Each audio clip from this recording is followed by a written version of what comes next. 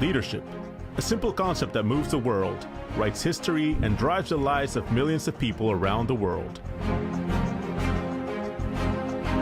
This is a story that celebrates our leadership and makes us proud of who we are. Today, Latino Leaders Magazine crosses the path of the same leaders we've been interviewing for more than 18 years, making all of us that work at Latino Leaders Magazine proud of our past and excited about our future. Latino Leaders Magazine is confident that we will continue to inspire the leaders that will write the future pages of our history. We have witnessed the enormous potential and value of Latino leaders. Now, Latino Leaders Magazine wants to continue to serve them by connecting these leaders and thus inspiring the future.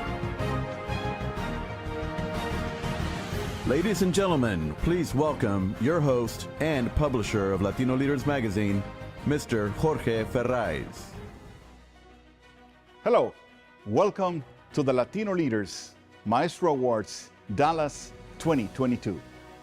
This is our 16th edition of the Maestro Awards in Dallas, and we're very happy and proud to be able to celebrate and honor these great leadership stories that we have for you and for all our community tonight.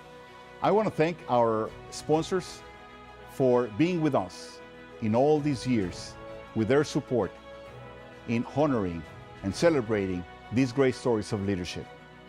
I want to say thank you to Southwest Airlines, always transporting us wherever we need to go, an airline with a heart. I want to say thank you to Comerica Bank, a very old partner in Dallas, whose vision and community outreach is a great resource for many of us in the community. I want to say thank you to Children's Health, a great organization helping many children in our community to become healthier. And also to JP Morgan Chase, this great organization with a nationwide vision on how to advance leadership. To all of them, thank you from the bottom of our heart from Latino Leaders Magazine. And now, let's see those stories.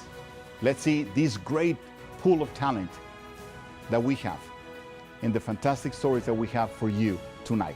5 different ones. Thank you again for coming. Welcome again, and let's start.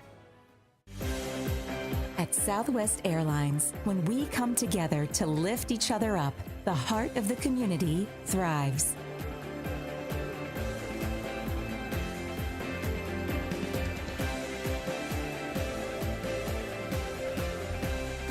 For us at Southwest, Dallas is more than a destination, it's home.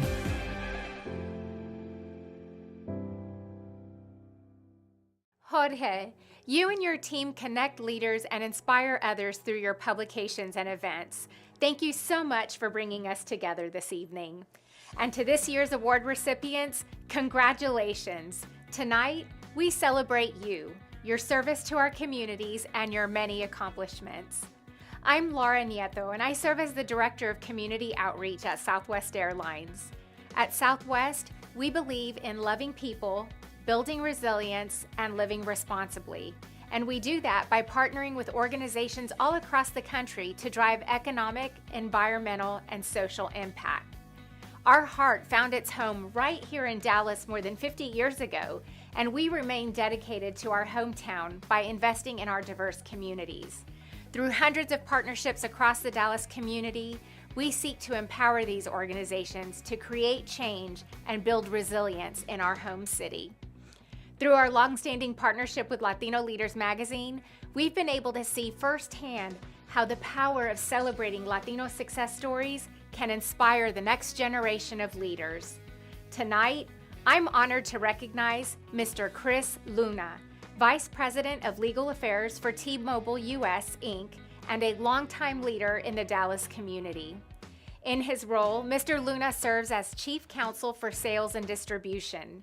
Mr. Luna's accomplished legal career has included managing teams and outside counsel working on legal issues related to sales, distribution, marketing, advertising, and customer care.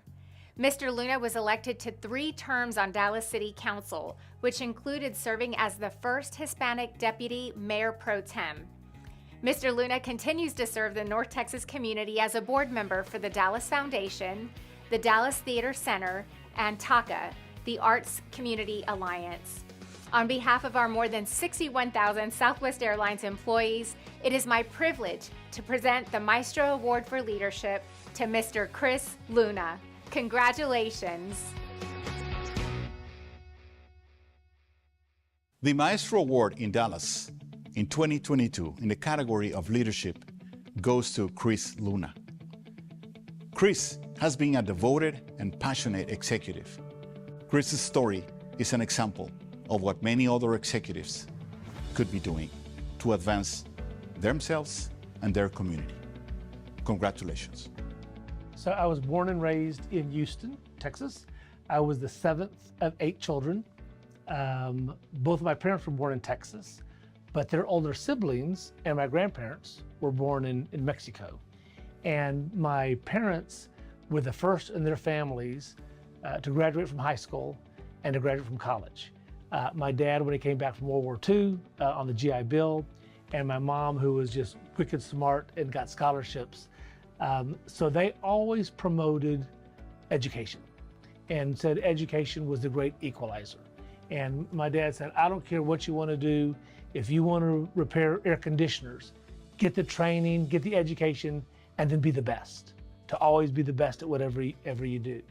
And then my mom always emphasized giving back to the community. And she would have a lot of sayings, but would often say, there are 2 kinds of people, lifters and leaners, and you need to be a lifter. And so those were 2 things that kind of always stuck with me, is to get the education and then to always be involved in community and civic things. I went to the University of Texas in Austin for my accounting degree and stayed there for law school. And then I moved to Dallas. So I like to tell people I've lived in all the Texas hotspots, Houston, Austin, and Dallas. And my early career in Dallas was clerking for a federal bankruptcy judge. And it was a year where I really got to do legal research and writing. And then from there went to large national, now international law firm, Aiken Gump, and had a great partner there that really mentored me. The thing that I learned from those 2 experiences, working for my judge and working at Aiken Gump, was the importance of having a mentor. Somebody who would take you under his or her wing and would help train you and help you and promote you, because that was really the springboard for my career, was having those kind of experiences where people had said, I'm going to invest my time in you, I'm going to mentor you, and I'm going to help you. And that's something that, as we talk about things I've done in the community, I've really tried to do the same thing, because that helped my career so much. 2 skills that I think really help me as a lawyer, and probably help everybody in business in general.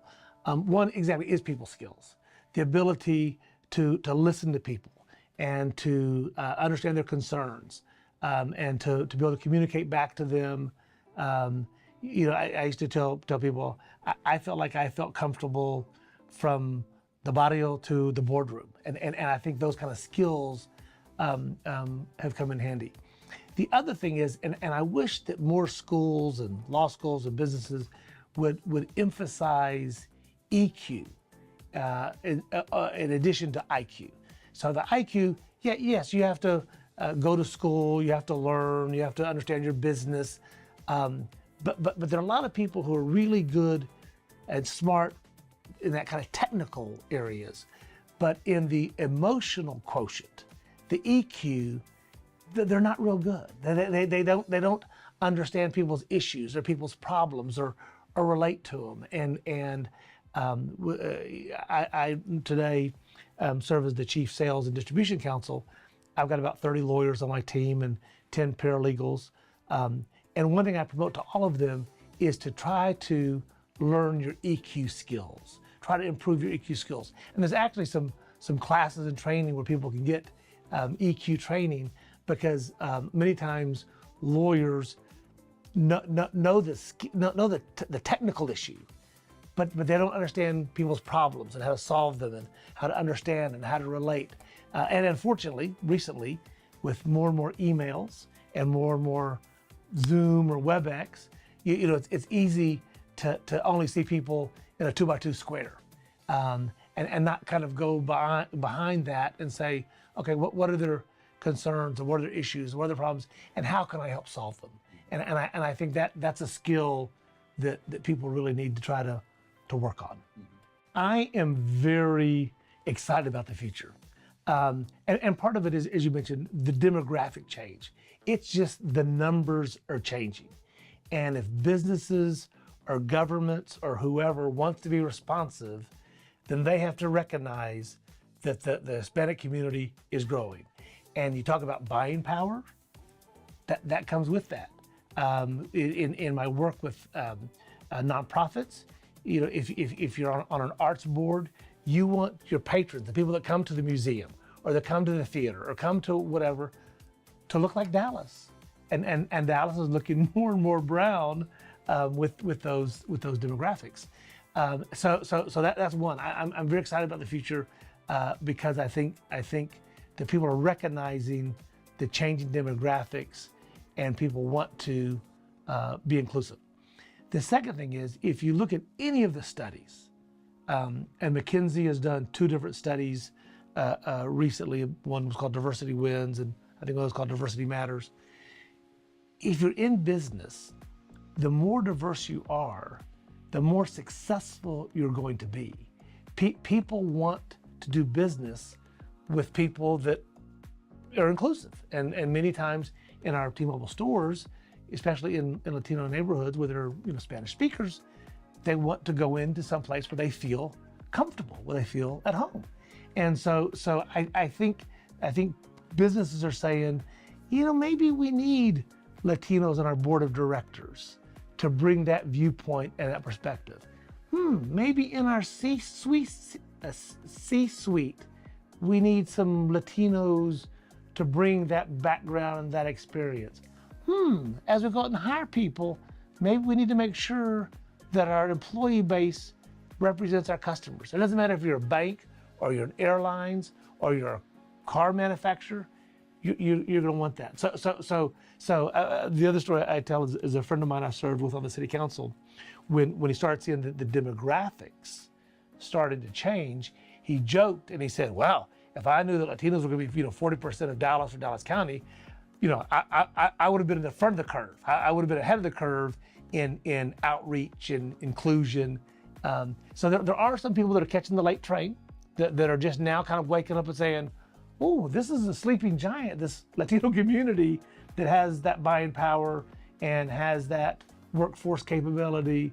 But I'm excited that T-Mobile and a lot of other companies, we're ahead of that curve. It's a stereotype that Latino families are connected and strong and always doing things together and the kind of the center of the nucleus. And in my case, it's true. That was the foundation. My siblings and my parents. We talked about education. Of my 8 siblings, or 7 siblings, 8 kids, all of us went to college. And in the next generation, my nephews and nieces have a doctor and a West Point graduate, and so it's that kind of generational change that makes me excited about the future, because there's a lot of kids right now that are first in their family to go to college, and like I said, my parents were in that boat, the first in their families to go to college, and then they instill that in their children, and their children then instill that in their children. So that can be a real generational shift, is that educational aspect. As someone who really gave back to the community, it'd be easy to say, "Oh, I would love to remember he was a great lawyer." There are a lot of great lawyers, but people who give back to the community and make other people's lives better, man, that's the best way to be remembered. Is somebody say, "Wow, he really made a difference in these people's lives," or "He really gave back to the community." Would be a great way to be remembered.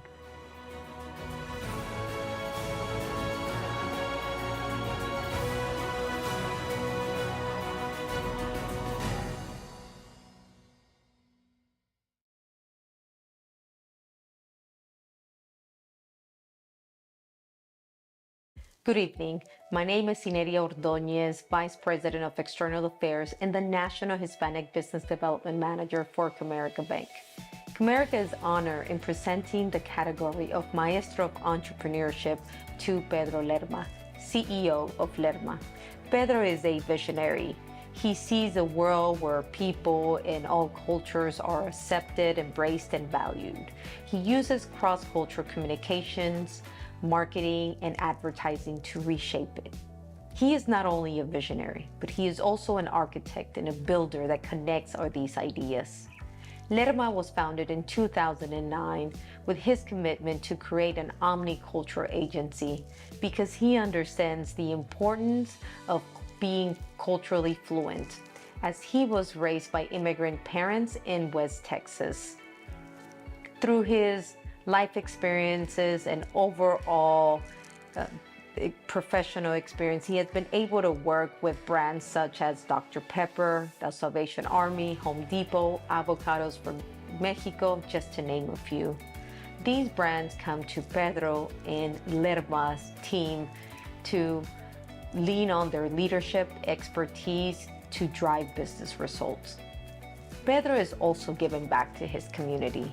He serves on the board of United Way Metropolitan Dallas, Big Brothers Big Sisters International, Booker T. Washington High School, Culture Marketing Council, and he also chairs the annual Latino fundraiser for St. Jude's Research Hospital.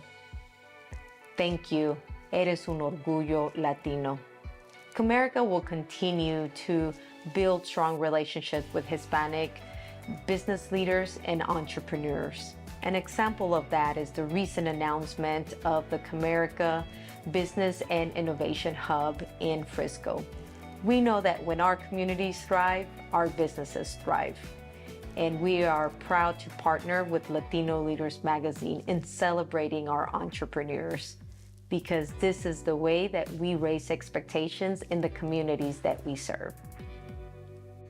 The Maestro Award in the category of Entrepreneurship in Dallas 2022 goes to Pedro Lerma. An amazing story of someone that started from scratch with a dream and has come to realize and to make his dream come true. Also, a story of a commitment of giving back to his own community. Congratulations. My parents came from Mexico. My father was a concrete construction worker. My mother worked at a meat packing plant. And when I was 10, they got divorced and we moved to Wichita Falls, Texas. When we were in Wichita Falls, my father got remarried and my stepmother suggested that we should go to a private school, a Catholic school. And we couldn't afford to go to a private school. And so my stepmother talked to someone at our church who talked to someone at another church. And it ended up that we got a tuition discount in exchange for vacuuming classrooms on Saturday mornings. And during that time of my life, I hated having to get up on a Saturday morning to go to school to vacuum classrooms. And every once in a while, some of my classmates would come up to the school and they would see us and they would ask us, "What are you doing?" And I was embarrassed because what it meant was that we couldn't afford to go to school there. We had to work for it. And it was awful at the time. But as I look back on the experience that I had in that school, the quality of the education, the people and the lifestyles that I was exposed to, it was really important in shaping my life in a way that made me think that there were things out there, jobs that I could go after, or the kinds of vacations I might be able to take. And so it ended up putting me in a place where I believed that I could go and succeed at life beyond school. When I was in college, I couldn't afford college, so I took a semester off and I went to work with my father. He worked in concrete construction. My uncle was the owner of the business, so he let me have a job. And so over a summer, I worked out in the sun, digging ditches and pouring concrete. And what I've come to realize now is that they did not take it easy on me purposely. They wanted me to see how hard it was. And as a result, I thought, well, this is not the kind of work I want to do for the rest of my life. I need to go back to school. And so I did. I went back to school. And as I shared with you before, even though I went back to school, I didn't end up graduating back then. While I was in college, I also got a job selling airtime for a radio station. And through that job, I met a guy named Craig Draper, who owned a small advertising agency. And I got to know him, and one day he asked me, why don't you come to work for me? And I thought that was a pretty good idea. The place that he had, the agency, was a creative environment, and it looked like it might be fun. So I went to work for him. And at some point after working for him for a little while, I felt like this is something I want to do for the rest of my life, and I'm already doing it. And so I decided just to drop out of school, which is something that I've regretted. And actually I was asked by a scholarship group in Wichita Falls many years later to come back to Wichita Falls and speak to a group of high school students. It was a dinner, a benefit. And I said to them, you need to know that I didn't graduate from college, and they wanted to hear my story anyway. So I put the presentation together. I got up there, and it was a room of maybe 500 people, and I shared really for the first time in a big group that I had not graduated from college. And in that room were 3 professors from Midwestern State University there in Wichita Falls. And the next Monday, they reached out to me and they said, look, we loved your talk, and if you ever have an interest in completing your degree, we'll help you. And that was really, it moved me, and I thought, if they cared enough to reach out to me, then I should care enough to finish. And so over the course of 5 years, I think, I took 1 class a semester, and I will actually get my degree in early December of this year. So, it's something that I did for myself because I didn't need it, for job reasons. I work for myself.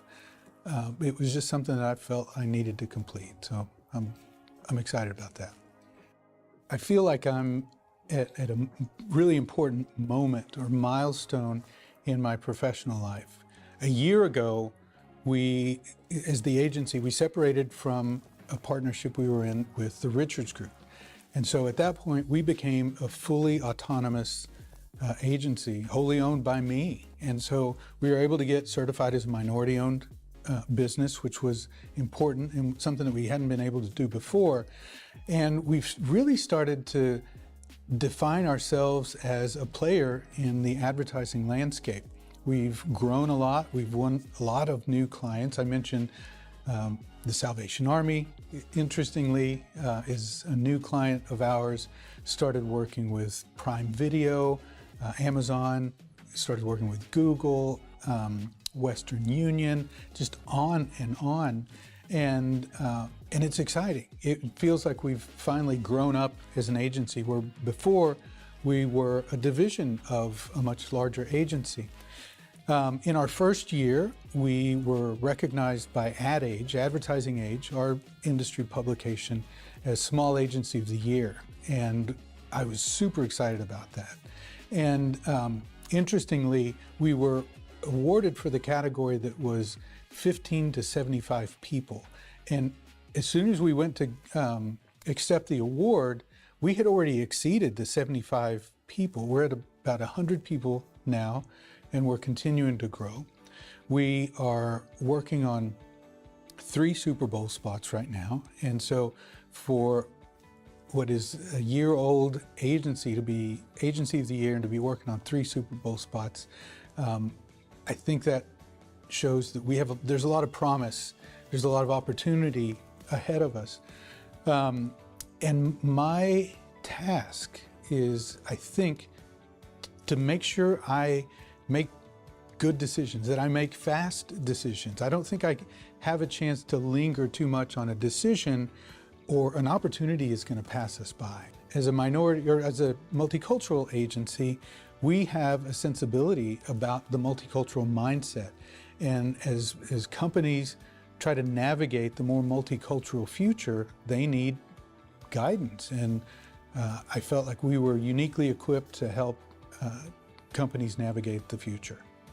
Interestingly, I feel like my highest calling is to give back. And so I would want to be remembered as a philanthropist, someone who succeeded in my profession so that I could help a lot of people along the way. And to me, philanthropy is a combination of volunteering, of contributing your skills to help advance a cause in some way, or giving money. And again, I feel like I want to be known and remembered as contributing across all of those ways of giving back.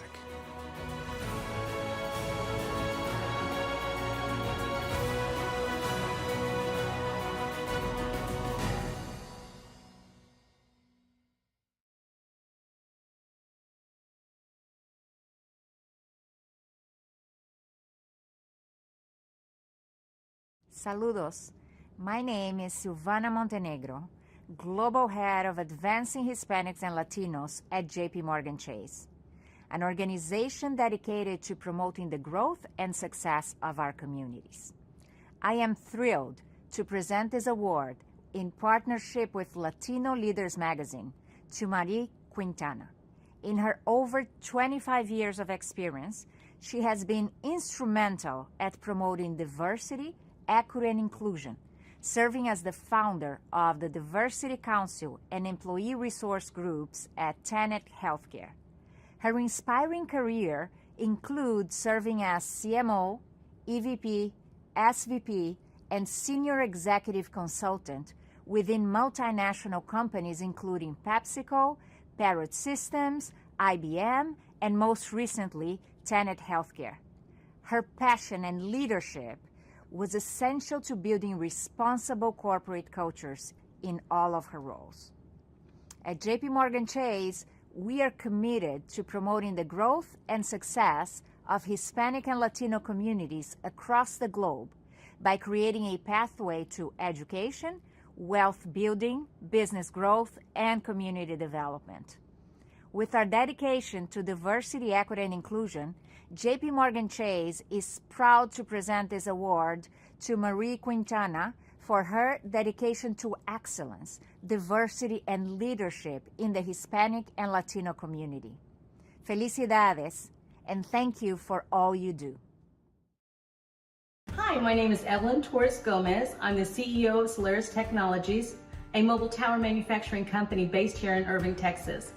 It is with great honor as a former recipient of the Maestro Awards that we congratulate these 5 individuals tonight. Thank you very much. The Latino Leaders Maestro Award in Dallas in 2022 for professional achievement goes to Mary Quintana. A fantastic story, not only of resilience, but of success, of how a little girl that came as an immigrant became an example and a role model for many others. Congratulations.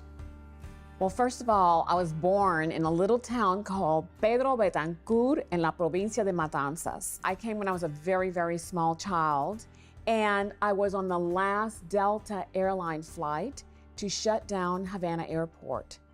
So what happened was there was a point in time where the flights were shut down in Havana, and that flight was from Havana to New Orleans. My mom, my brother, and I were the only non-Delta people on the plane. The rest were the employees, and my father was already in New Orleans waiting for us. Came to New Orleans, went and lived in the Iberville projects. Thank you so much to Catholic Charities, because Catholic Charities gave us everything. They gave us pots and pans, they gave us the clothes. And to this day, I have to say, my mom still uses their pots and pans all these years later. I came from a very traditional, strict Catholic family. My parents did not want me to go away to college. I know that's kind of like an odd thing these days, like, but my mom was determined that I had to stay in New Orleans and go to college in New Orleans, only because we came from a small town in Cuba where you really didn't leave. You kind of stayed with your extended family forever. So I busted out and went to LSU, which was literally only 90 minutes away, but that was a big deal for my parents for me to go away to school. And I went to school at LSU and wanted, again, to be, a psychiatrist. I wanted to counsel. And through all of that, though, when I actually started going and counseling, the first mental health clinic that I worked in, which is interesting, is right outside the French Quarter in New Orleans. And so I got to see a lot of different cases in my first year. I also was exposed to a lot of different businesses at the same time. And I decided, you know what? I want to be in a profession where I get more tangible results, and decided to shift into business. So it was very much of a timing thing. We moved to Dallas. I got married and moved to Dallas, and IBM was hiring students and graduates who had liberal arts, masters in liberal arts. And I was hired by IBM and went through a 2-year training program with IBM, which was amazing. I mean, they had Harvard business professors come in to teach you, believe it or not, system programming, assembler programming, and business. So after 2 years, I became a systems engineer with IBM, and I had a business degree with them, and started on my first real job, which was to be a systems engineer for the Frito-Lay account. And that's how I became connected to Frito-Lay, was through IBM.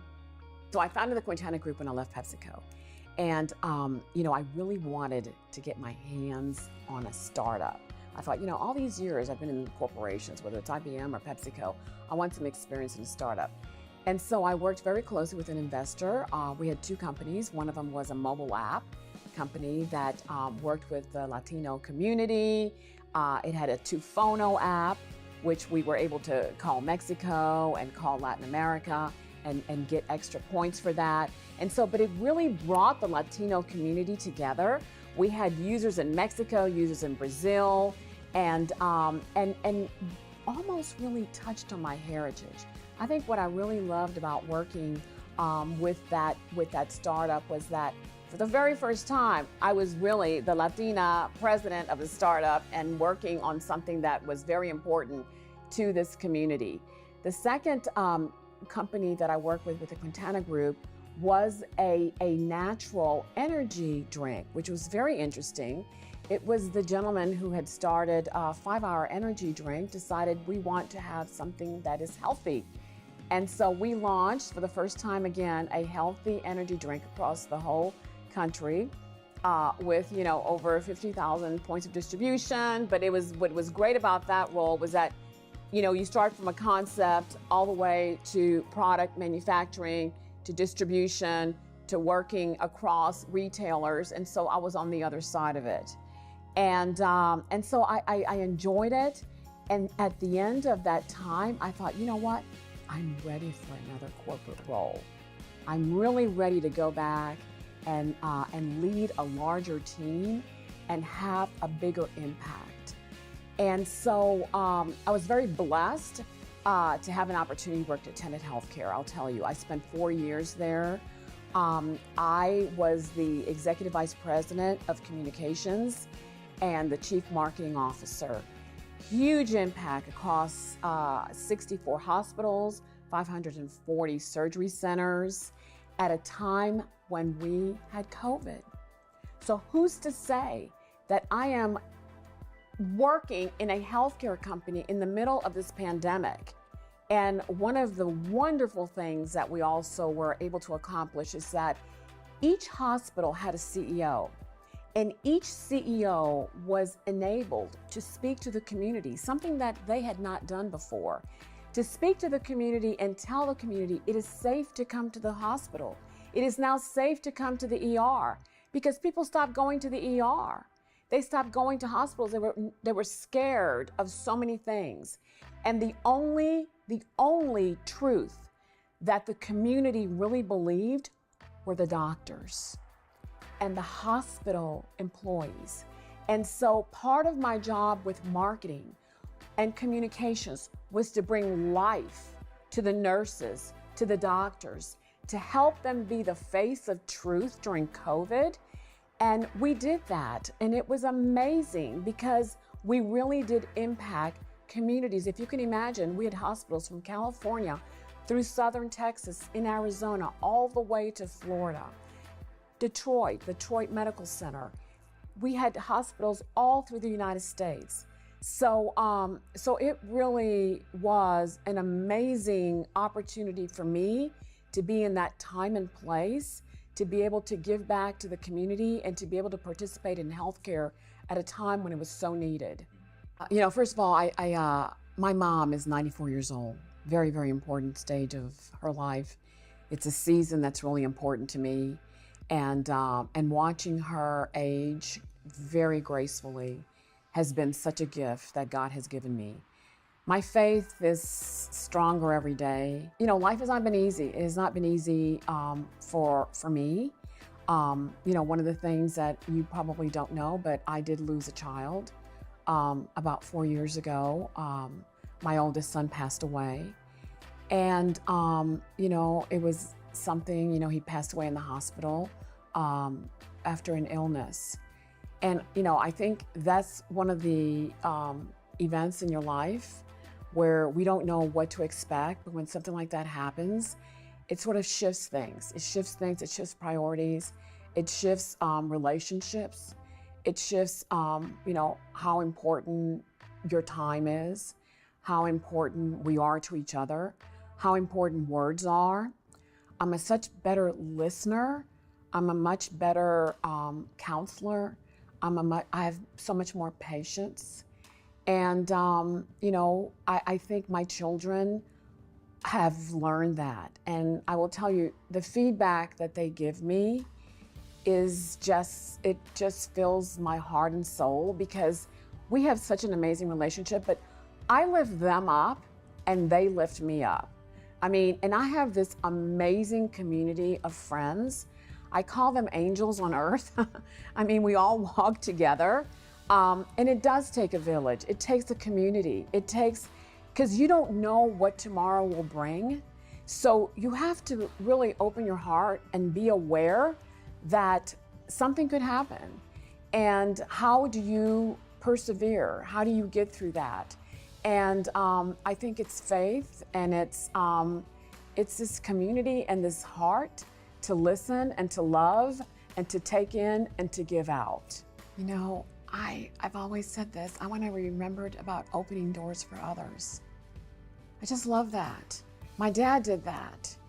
He not only opened the door for my family, my mom and I, my brothers to come to the United States, but he opened the door for other people, families and friends, opened the door for opportunities, opened the door to introduce people to one another, open your home to friends, open the door for my employees to have other opportunities to grow and to develop and to be SVPs and EVPs one day.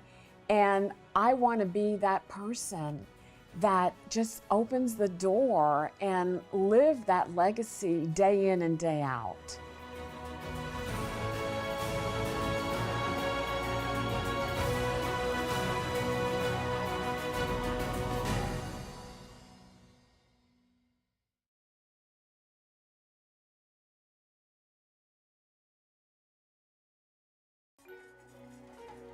Every now and then I fall apart, and I need you now tonight, and I need you more than ever, and we'll only be making it right, 'cause we'll never be done. Together we can take it to the end of the line. We're on this like a shadow on the other side. I really need you tonight. Good evening, everyone. I'm Brent Christopher, president of the Foundation for Children's Health. Children's Health has been around for over 100 years, working hard to deliver on its promise to make life better for children. We're the only comprehensive, academically affiliated healthcare system just for kids right here in North Texas. We accomplish our mission by delivering world-class care at the bedside of a sick or injured child just when they need it the most, by pursuing groundbreaking research that is helping kids not only here, but all around the world, and by working hard to keep kids healthy in their own communities, where they live, where they play, where they go to school, so that hopefully they never even have to come within the walls of the hospital. Children's Health is one of the very largest and consistently ranked as one of the very best pediatric healthcare systems anywhere in the country. And we are so honored to be back for a 5th year in a row as a sponsor of the Maestro Awards. Tonight, it's my particular pleasure to be able to present the Maestro of Innovation Award to Patricio Gutierrez. Patricio was born in Brownsville, raised in Matamoros, and ultimately went to the University of Texas in Austin before going on to earn a law degree at SMU right here in Dallas. He worked in the executive office of the president at the White House. He also worked as a prosecutor in the Domestic Violence Division up in Collin County. And he's the founder of Gutierrez Law Group, a law practice that is focused on corporate and international law.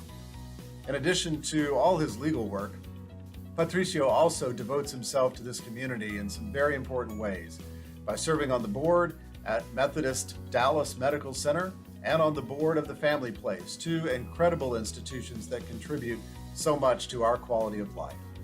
And as if that weren't enough, he also devotes his time as a mentor to young Hispanic students who are thinking about higher education and looking at how best to prepare themselves for what life has in store ahead. Congratulations, Patricio, from all of us at Children's Health. We are proud to stand alongside you to help honor you tonight and to celebrate everything you've accomplished. The Maestro Award in Dallas in 2022 for innovation goes to Patricio Gutierrez, a very young and energetic lawyer whose involvement with the community has earned not only admiration, but also a high prestige from his community. Congratulations. Sí, nací en la ciudad de Brownsville, es en la frontera, en el Valle de Texas, y su contraparte del lado mexicano, del otro lado del río, es Matamoros. Entonces nací en Brownsville, viví mucho tiempo en Matamoros, mis padres son mexicanos, mi familia es tamaulipeca, la mayoría es de Matamoros, y bueno, era una infancia pues, muy bonita. Somos una familia muy unida, somos 4 nada más, mis papás y mi hermana Camila. Pero muy bonita infancia, chistoso que yo dormía en Matamoros, lo que fue toda mi infancia, pero yo iba a la escuela en Estados Unidos todos los días. Cruzaba el puente fronterizo todos los días, regresaba y dormía en Matamoros, y bueno, son cosas que se acostumbran mucho en las fronteras, pero a veces platicas con gente que no conocen las fronteras y dice, ¿cómo si cruzabas una frontera internacional todos los días? Digo, no, la verdad es que era muy sencillo. De mi casa en Matamoros yo podía ver McDonald's, Wells Fargo, que mi casa era muy cerca del Río Bravo, ¿no? Entonces fue una infancia muy bonita. Mira, mi papá y yo tenemos ahí historias diferentes. Yo no me acuerdo cuándo dije que quería ser abogado, pero mi papá dice que lo dije yo antes de irme a la universidad. Y bueno, yo veía en mi familia hay muchos abogados del lado mexicano. Y bueno, creo que es una profesión bonita. Y bueno, ser abogado en Estados Unidos, no sabíamos, no teníamos a quién preguntar. Y bueno, no sé si me empujaron o por lo que veía, fue una combinación de factores que decidí que quería ser abogado. Siempre más o menos fui, creo que buen orador, me gustaba hablar en público. Y pues creo que mi perfil encajaba con esa profesión y pues fue con lo que yo crecí viendo. Tengo pues, tíos notarios y creo que por ahí me fui, ¿no? Y me fui a la Universidad de Texas en Austin a los 17 y siempre fui bien inquieto. Inquieto me refiero, quería salirme de mi zona de confort y poco a poco vi viendo que realmente a lo mejor lo de abogado pues sí era compatible con mi perfil y con mis inquietudes. Me recibo de UT, decido tomarme un año antes de empezar Derecho para tomar el examen de admisión y aprovecho y me voy, regreso con el diputado que presidía una comisión en la Cámara de Diputados del Estado importante, y me tocó ser director de esa comisión en la legislatura, y luego me voy a Washington, a la Casa Blanca, a la oficina del presidente, y bueno, una experiencia muy bonita ese tiempo que me tocó, y ya me regreso a Dallas y a SMU a empezar el doctorado en Derecho, ¿no? Y bueno, digo, 3 años después de estudios, me tocó ser admitido a la barra de abogados aquí en Texas. Salí de la universidad y a pesar de algunos retos, fui admitido a la barra de abogados de Texas. Y bueno, creo que había un poco de confusión de mi parte de qué hacer, qué no hacer. Pero bueno, había un común denominador de mis mentores, abogados, que me decían, vete a la fiscalía. Ahí, más que en ninguna otra parte, vas a tener juicios, vas a aprender procedimientos civiles, penales, vas a tomar confianza frente a un jurado, frente a un juez. Y bueno, lo hice y entré a la fiscalía en el estado de Texas. Inmediatamente me nombran a la unidad de violencia doméstica, ¿no? Entonces, era difícil, era desgastante emocionalmente tener que enjuiciar a acusados o acusadas de delitos de carácter de violencia doméstica. Pero bueno, tenía juicios cada otra semana y hablabas frente a jurados. Y bueno, muy padre, aprendí bastante, le saqué mucho provecho, pero yo sabía que mi tema era emprender. Nunca me vi como empleado, porque siento que limitaba mi manera de ser inquieto, de emprender, y conociéndome, de querer ir y venir como empleado, iba a estar muy limitado. Y bueno, yo sabía que lo mío era independizarme y empezar de cero y atorarle. Y bueno, media pandemia me independicé. Algunos dicen, pues, estás loco, Patricio. Pero bueno, yo lo vi al revés, y que es un momento ahorita de oportunidad, y dale para adelante. Y bueno, hasta el día de hoy, muy contento. Yo veía una demanda, un nicho que no se estaba atacando. Y es como abogado, o sea, gente bilingüe hay mucha, pero aparte de ser bilingüe, ser bicultural o ser binacional es un valor agregado a una profesión de abogado, ¿no? Yo veía un gran boom de inversión de pymes, de pequeñas y medianas empresas de América Latina hacia Estados Unidos, ¿no? Y bueno, naturalmente, cuando buscan hacia Estados Unidos, Texas y Florida normalmente son sumamente atractivos por muchos factores. Pero bueno, yo veía quién es el abogado que lo representa, y yo quería aprovechar mi perfil. Y bueno, vi esa oportunidad, la ataqué, y hoy en día se está viendo, ¿no? Por muchos factores en diferentes países de América Latina, las empresas, los empresarios, los inversionistas, las familias están buscando Estados Unidos, ya sea ellos residir físicamente o obtener su patrimonio, o que sus empresas tengan operaciones, ¿no? Una empresa normalmente, digamos, una chilena llega a su tope comercial en un país y naturalmente lo que buscan es internacionalizarse, ¿no? Y cuando se quieren internacionalizar, naturalmente van a buscar a Estados Unidos, ¿no? Y ahí es donde hemos entrado, el despacho ha crecido, ha habido retos, pero hemos ido creciendo, aprendiendo, y bueno, hoy en día ya tenemos 2 oficinas, tenemos un equipo pequeño, pero es un despacho boutique especializado en la representación de negocios, de empresas, de pymes de América Latina hacia Texas, ¿no? Mira, yo siempre fui de tocar puertas. Yo sabía que yo no tenía las respuestas. Y yo siempre sabía que lo mejor es escuchar a gente que ya estuvo en tus zapatos. Desde chiquito mi papá me mandaba con el banquero y con el amigo abogado, ve a ver qué dice. Me pusieron ese chip, y siempre llegué a la universidad y le fui a tocar al abogado y fui con y no sabía nada, pero yo sabía que los consejos de gente exitosa a la que yo respetaba y admiraba iba a servir de algo. A lo largo de mi carrera he tenido muchos mentores, siempre escucho los consejos porque ellos ya lo vivieron, me pueden más o menos encaminar, guiar, acomodar. Entonces te digo, ahora que a lo mejor yo siempre voy a tener mentores, los sigo teniendo, siempre busco ayuda, pero ahora también yo me siento con la obligación de ahora yo ser mentor de las otras generaciones, ¿no? Y es importante, así como yo lo tuve, yo tenerla, y que los otros, los jóvenes, me considero joven todavía, acabo de cumplir 30, tenemos esa obligación, ese deber de seguir pasando lo que nos dieron y apoyando a la comunidad hispana, principalmente a los jóvenes que son el futuro del país. Te digo, el talento ahí está. Entonces yo invito a los demás líderes latinos, quizá jóvenes, que también pongan de su parte y ayudemos a nuestra comunidad a seguir avanzando, porque al final de cuentas pues, vamos a ser mayoría en este estado tarde o temprano, ¿no? El legado que me importa es con mi familia. Yo quiero tener hijos, quiero tener nietos, y el único legado que me interesa es que fue un buen padre, un buen esposo, un buen abuelo, un buen hijo. En lo profesional, pues, ojalá pueda poner mi granito de arena y ayudar a gente, pero para mí la familia lo es todo, es mi brújula, es mi ancla, y bueno, si quiero dejar un legado, si me van a escoger profesional o personal, 1000 veces personal, y que me vaya y digan, fue un buen hombre, buen padre, buen hijo, buen tío, buen hermano, etcétera, ¿no?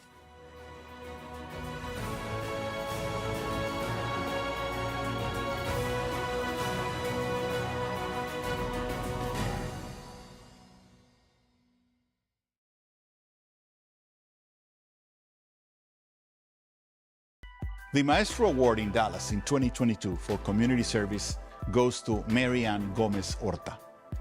This story is a fantastic story of a leader that has committed to advance in the political and social participation of Latinos. Mary Ann's story is one that is filled for service for her community. Congratulations. I grew up in an environment that a lot of people don't think about, they know about, but they very rarely meet anybody from that. And I grew up in a farm worker camp. I grew up in a farm worker camp outside of Stockton, California. I'm the eldest of 5. And mom and dad woke up, right when the sun was coming up and got home when the sun was coming down. My parents harvested asparagus, potatoes, corn, and onions. It's a miracle. I still love potatoes of any kind to this day. But my parents are both of Mexican heritage. My father came to the United States in the Bracero program as a young man, and every time he went back to Morelia, Michoacan to check in, he came back with another brother.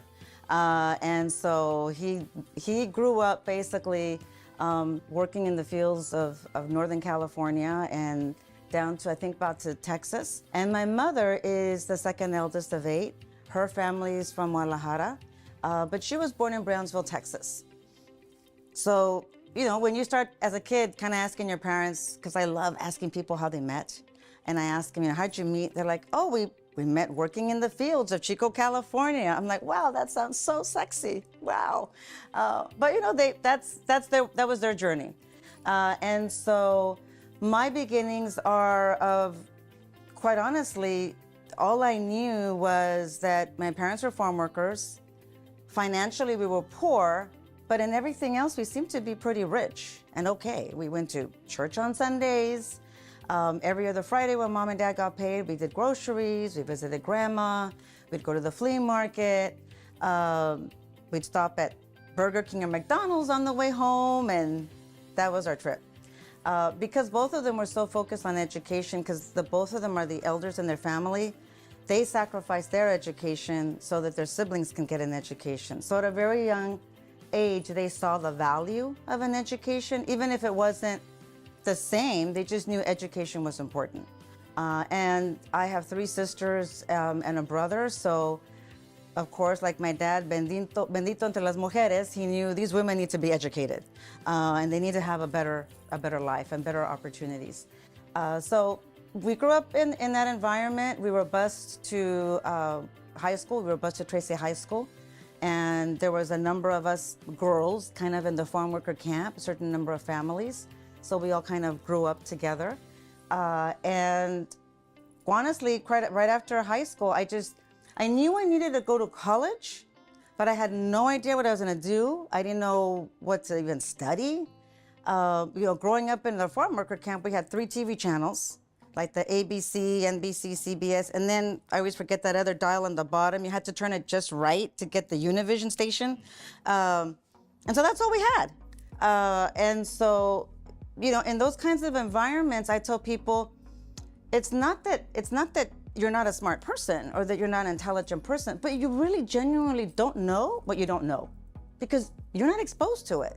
And watching it on TV or seeing somebody else do it isn't the same as what I mean by exposed to it, like actually being involved. And so I had the opportunity to get a university scholarship to the University of the Pacific. That's where I did my undergraduate work. And then from there, I went on to a career in public relations and marketing. Well, I did one of those, growing up, because I am the eldest of 5, I'm the one who was telling my sisters and my brother, go away. Go away to school, go away to study somewhere, study abroad. But because I am the first, I didn't have that opportunity.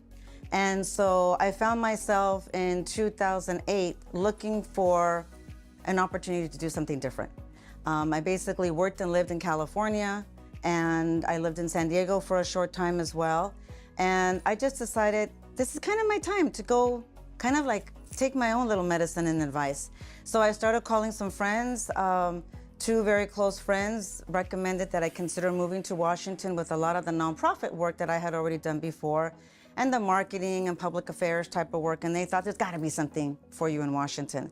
I did move to Washington in 2009. I had the opportunity to work with the National Association of Hispanic Publishers, which was awesome, which filled my cup from a communication standpoint and small business. And then I heard about this opportunity with the Congressional Hispanic Leadership Institute. There were 2 things that really attracted me to the organization and still fills me every day. That is that the vision statement of advancing the Hispanic community's diversity of thought and really focusing on the diversity of thought, because we don't all the same, we're all different, we're not a block of voters, or we're not all from Mexico. It's just so different. And that what makes us so rich, I think, as well. The other part of it is that it's about preparing future leaders. And I've been really a teacher since I was born. And I love it. I love working with college students. I've also taught at the university level and graduate school. So I really do appreciate being around students and teaching and mentoring and coaching. And so it really started at the love for the teaching, for the advocacy around education. I'm very much someone who appreciates the countries of origin where we all come from. And so at Chile, there's main points is that I tell people it's an organization of very diverse leaders. It's the only Hispanic serving and Hispanic-led organization that's a national organization headquartered at Washington, D.C., that has Republicans and Democrats on the board.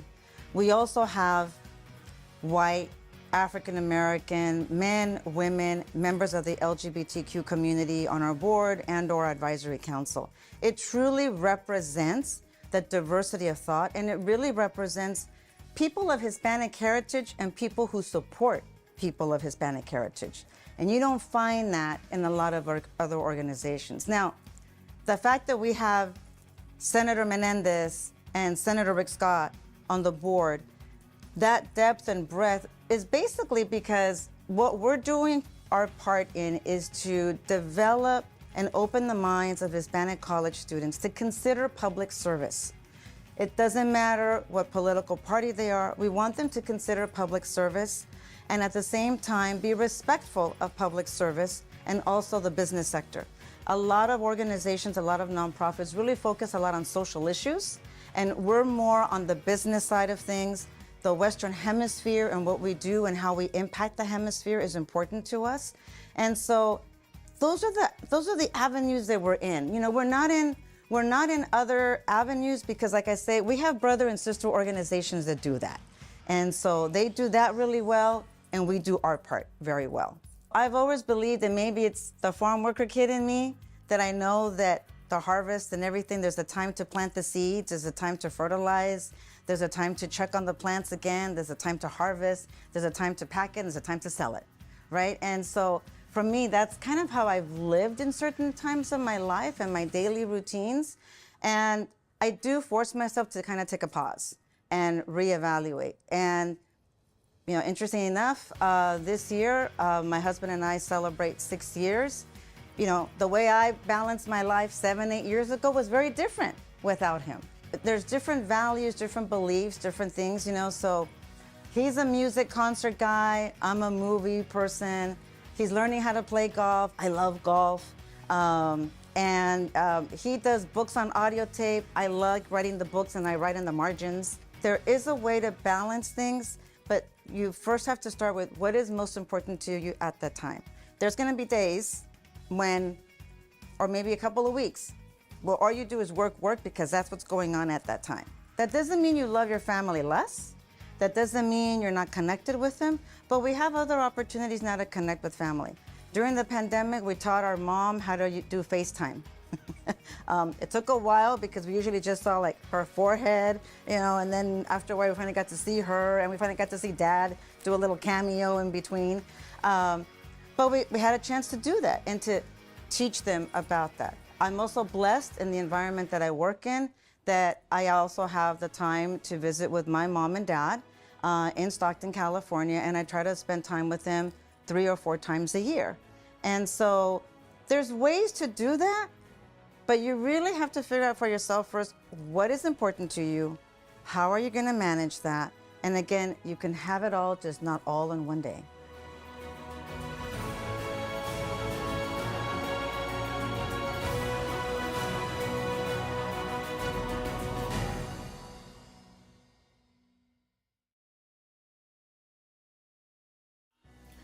Good evening. My name is Raul Arriaga with Arriaga Group. And tonight, I want to specially congratulate all of the awardees for all the hard work and contribution to our community. Maestro Leadership, Chris Luna, Vice President, Legal Affairs, T-Mobile USA, Inc. Maestro Professional Achievement, Marie Quintanilla, former EVP of Communications and CMO of Tenet Healthcare and current CEO of Quintana Group.